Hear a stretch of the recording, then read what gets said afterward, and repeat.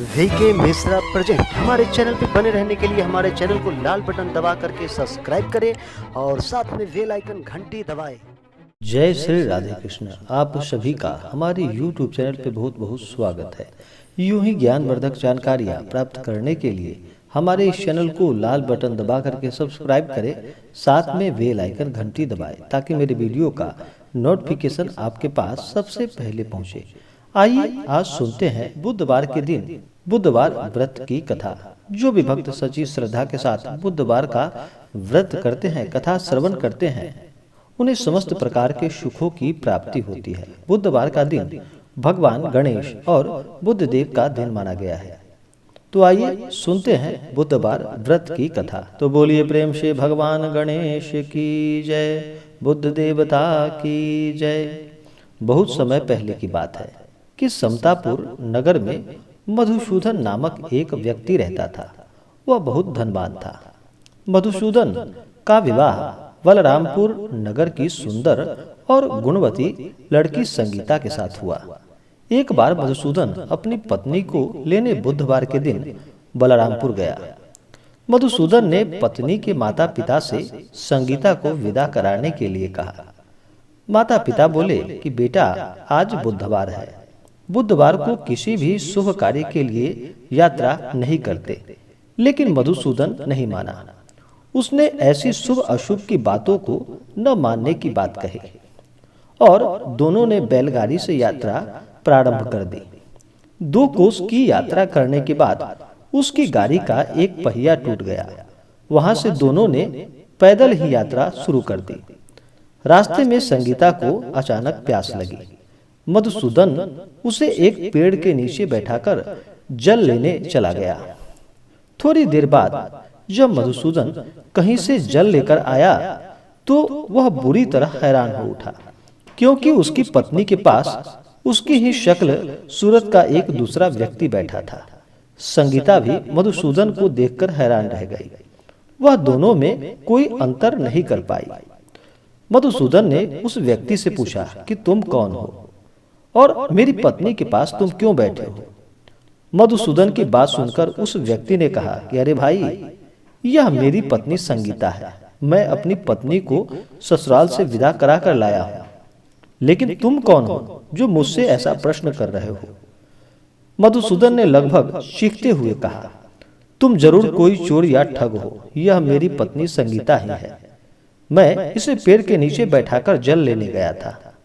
इस पर उस व्यक्ति ने कहा कि अरे भाई, झूठ तो तुम बोल रहे हो।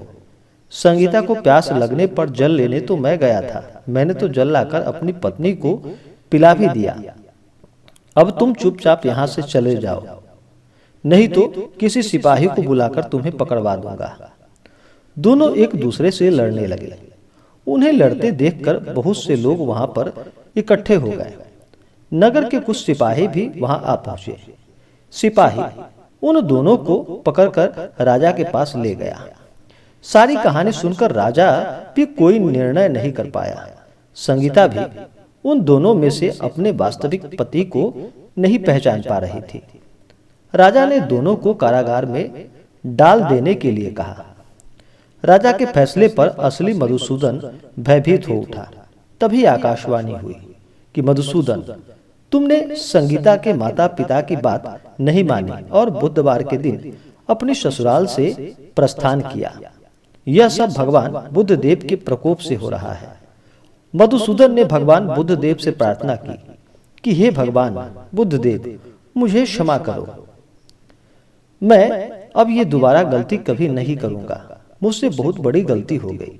भविष्य में अब कभी बुधवार के दिन यात्रा नहीं करूंगा और सदैव बुधवार को आपका व्रत किया करूंगा। मधुसूदन की प्रार्थना करने से भगवान बुद्ध देव ने उसे क्षमा कर दिया। तभी दूसरा व्यक्ति राजा के सामने से अंतर्ध्यान हो गया। राजा और दूसरे लोग इस चमत्कार को देखकर हैरान हो गए। भगवान बुद्ध देव की इस अनुकंपा से राजा ने मधुसूदन और उसकी पत्नी को सम्मान पूर्वक विदा किया। कुछ दूर चलने पर रास्ते में उन्हें बैलगाड़ी मिल गई। बैलगाड़ी का टूटा हुआ पहिया भी जुड़ा हुआ था। दोनों उसमें बैठकर समतापुर की ओर चल पड़े। मधुसूदन और उसकी पत्नी संगीता दोनों बुधवार का व्रत करते हुए आनंद पूर्वक अपना जीवन यापन करने लगे। भगवान बुद्धदेव की अनुकंपा से उसके घर में धन संपत्ति की वर्षा होने लगी। जल्दी ही उनके जीवन में खुशियां ही खुशियां भर गई। बुधवार का व्रत करने से स्त्री पुरुषों के जीवन में सभी मंगल कामनाएं और उनकी सभी मंगल इच्छा पूर्ण होती है। भगवान उनके सभी इच्छाओं को पूर्ण करते हैं और सभी प्रकार के सुख और समृद्धि को प्रदान करते हैं। तो बोलिए प्रेम से भगवान गणेश की जय, बुद्धदेव की जय। तो आशा करता हूँ कि यह जानकारी आपको अच्छा लगा हो। ऐसे ही ज्ञानवर्धक जानकारियाँ प्राप्त करने के लिए हमारे इस चैनल को लाल बटन दबा करके सब्सक्राइब करें, साथ में बेल आइकन घंटी दबाएं ताकि मेरे वीडियो का नोटिफिकेशन आपके पास सबसे पहले पहुंचे। वीडियो को लाइक और अपने मित्रों तथा दोस्तों के साथ शेयर करें। सुखी रहें और स्वस्थ रहें। जय श्री राधे कृष्ण। धन्यवाद।